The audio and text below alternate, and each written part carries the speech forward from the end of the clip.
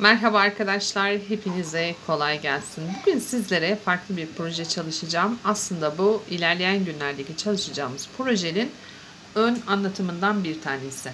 Neden ön anlatım yapıyorum? Görmüş olduğunuz gibi bakın ilmeklerim benim düz ilmek olarak çıkıyor. Bu ilmekleri ben tığ ile gerçekleştiriyorum. Aramızda şiş örgüsü bilmeyen arkadaşlarım var ama şiş örgüsündeki olan örgülere imrenebiliyorlar. Bizler de ne yapıyoruz? Sizlere anlatım videoları çektiğimizden dolayı herkesin el becerisine uygun projeler üretmeyi uygun buluyoruz. Bu da onlardan bir tanesi. İlerleyen günlerde bu projenin büyük açılımını yapacağım sizlere ama sizlerin de ön hazırlık videosunu hazırlamak istedim. Şimdi geniş anlamıyla şöyle küçük bir proje çalıştım. Bunun nasıl yapıldığını sıfır noktasından itibaren sizlere anlatmak istiyorum. Öncelikle kullanmış olduğum ip bebe ipi, görmüş olduğunuz gibi bakın söküyorum. Ve tığımdan da anlıyorsanız eğer oldukça kalın bir tığ tercihim var. Bu tür örgülerde, farklı örgülerde tığ tercihi gerçekten çok önemli oluyor. Bakın şöyle 6 numara tığ. Eliniz çok sıkıysa 7 ile de çalışmanız mümkün. Eliniz çok bolsa 5 ile çalışabilirsiniz ama ortalama 6 numara tığ yeterli olacaktır.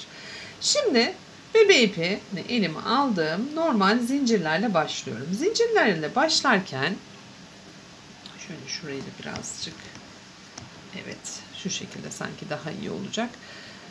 Normal zincirlerimi atıyorum. 1 2 3 4 5 6 7 8 9 10 tane zincir üzerinden bu anlatımı gerçekleştireceğim şimdi sizlere.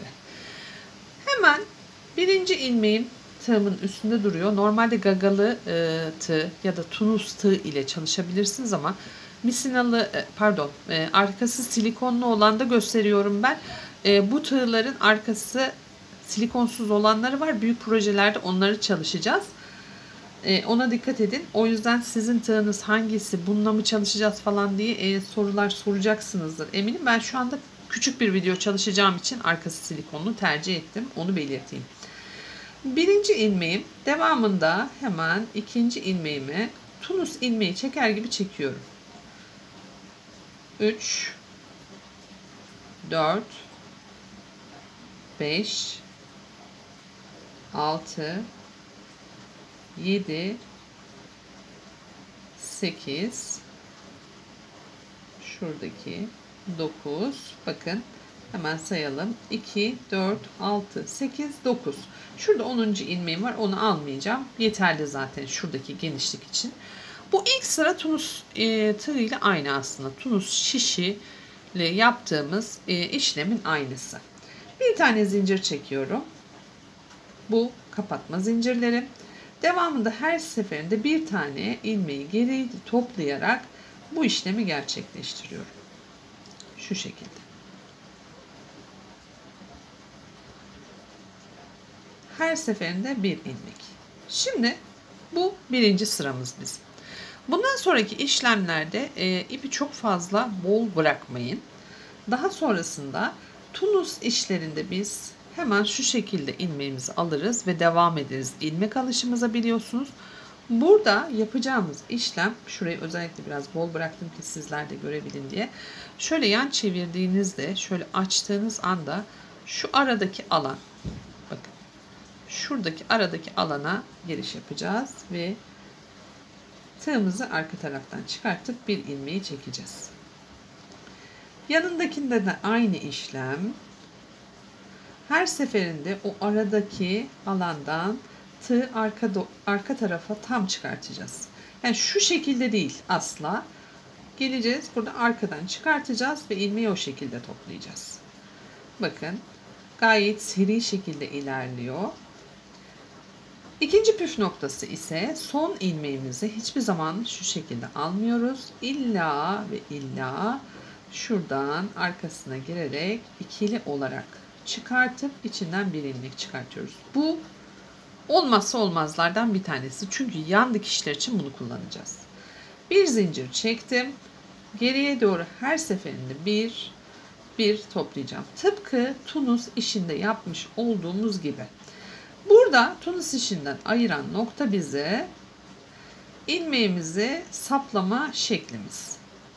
Bakın, birinci ilmeğim, getiriyorum şu şekilde, almıyorum. Hemen içinden geçiriyorum, arkadan çıkartıyorum ve her seferinde ilmeğin içerisinden girip yeni ilmek çıkartıyorum. Şu şekilde.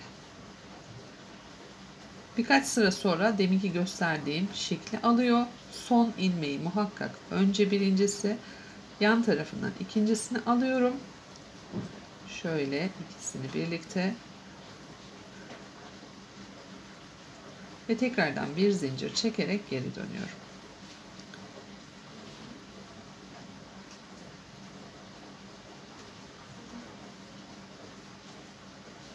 Dilerseniz bir sırayı daha gösterelim. Şu yan tarafın bakın V'lerinin çıktığı gibi aynı şekilde bu tarafın V'leri de çıkıyor. Orada ikili almamızın sebebi bu. İlmeğimizi aldık, içerisinden geçirdik. Hızlı geçiyorum burayı, sıkmayayım size. Önemli olan detaylarını verdim zaten. Sizlerle beraber ilerleyen projelerde bayan kazakları, hırkaları çalışacağız. Bakın, gördüğünüz gibi yan tarafı oldukça düzgün çıkıyor. Bunu tığ örgülerinizde de yapmayı unutmayın. Her seferinde geriye doğru tek tek çıkartıyoruz. Ön tarafı düz örgü şeklinde çıkıyor. Arka tarafı haroşa örgü gibi çıkıyor. Tabii bir tıkçık farklı. Bakın, bir tıkçık farklı ama bu çok da önemli değil. Çıkacak projeyi gördükten sonra diyeceksiniz ki bunu tığıyla mı çalıştık biz? Gerçekten özellikle tığ kullanan arkadaşlarım bu işe çok çok sevinecekler, eminim. Çünkü onlar şiş kullanamadıkları için bizim birçok projemize katılamıyorlardı ve bu konuda muzdariplerdi açıkçası. Şöyle yanlış da şey yapmak istemiyorum.